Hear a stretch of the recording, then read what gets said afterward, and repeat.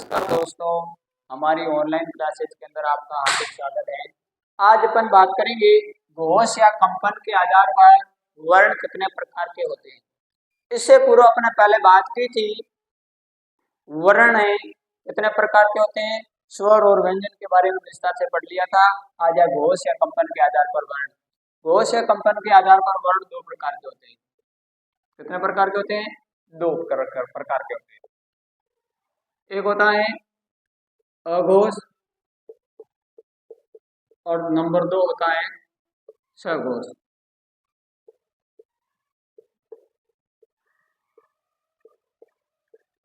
अब अघोष वर्ण क्या होता है, सघोष वर्ण क्या होता है? अघोष वर्ण का मतलब होता है जिन वर्णों का उच्चारण करते समय मुख के अंदर कंपन उत्पन्न होती है, वो कंपन उत्पन्न नहीं होती है। अघोष के अंदर कंपन उत्पन्न नहीं होती है। और सघोष जिन वर्णों का उच्चारण करते समय मुख के अंदर क्या होती है, कंपन उत्पन्न होती है, वो क्या कहलाते हैं? सघोष वर्ण। अब अपन को कैसे पता चलेगा कि कौन कौन से अघोष है और कौन कौन से सघोष है? अब देखो, प्रत्येक वर्ग का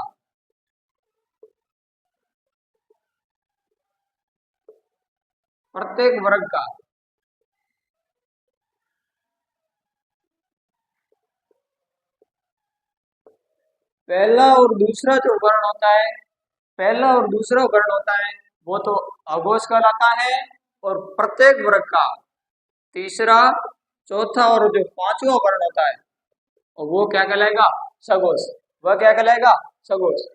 अब अपन को पता करना है वर्ग कौन कौन से, जैसे वर्ग में कोई समझते नहीं है तो वर्ग का मतलब जैसे क वर्ग,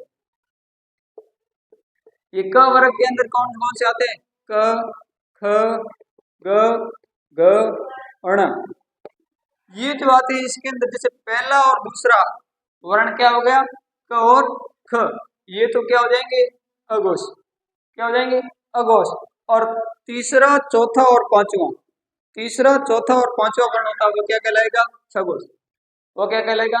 सघोष। इसी प्रकार म तक क वर्ग, च, त, प।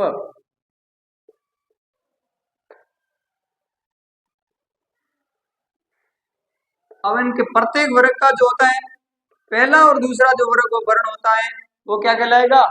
अघोष। तीसरा, चौथा, पांचवा कहलाएगा सघोष। कोई दिक्कत नहीं। अब इनके साथ में क्या होते हैं? ये तो वर्ग होगी, वर्ग के साथ वर्ग के अलावा भी होते हैं, वर्ग के अलावा भी होते हैं, वो होते हैं स, स, स, स, स, स। ये तीन वर्ण होते हैं, ये भी किसके अंदर आ जाते हैं? अघोष के अंदर।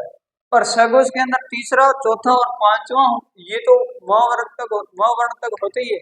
इसके अलावा य, र, ल, व, ह और प्लस में स्वर।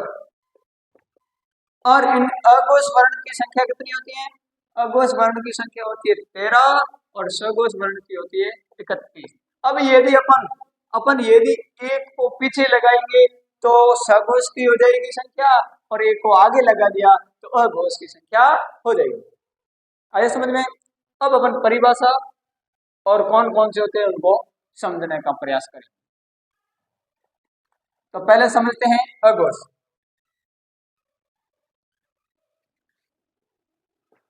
अघोष जिन वर्णों का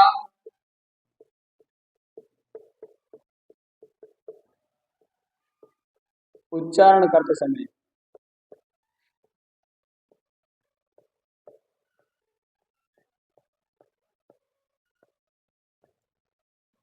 मुख में कंपन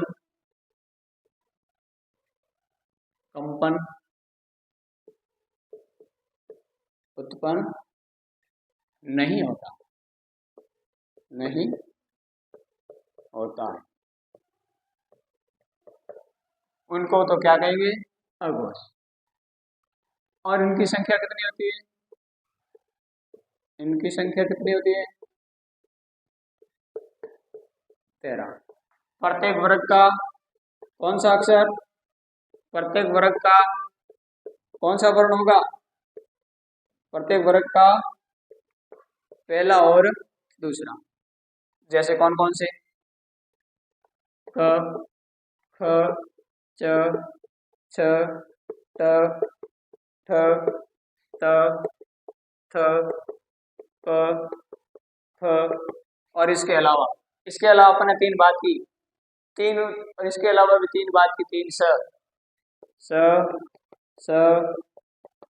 और स।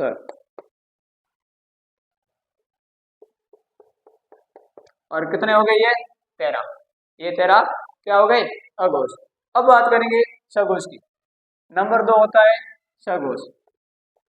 जिन वर्णों का उच्चारण करते समय मुख में कंपन उत्पन्न होता है, इसके अंदर क्या होता है, कंपन उत्पन्न होता है। और इनकी संख्या मैंने क्या कहा था, एक को पीछे लगा दिया तो हो जाएगी इनकी संख्या। इनकी संख्या कितनी होती है 31। और प्रत्येक वर्ग का कौन कौन सा अक्षर होता है, तीसरा, चौथा और पांचवा। प्रत्येक वर्ग का तीसरा, चौथा और पांचवा वर्ण कौन कौन सा होता है, जैसे ग, घ, ण, ग, घ, ण। और ज, झ, ण, ड, ढ, ण, द, ध, न।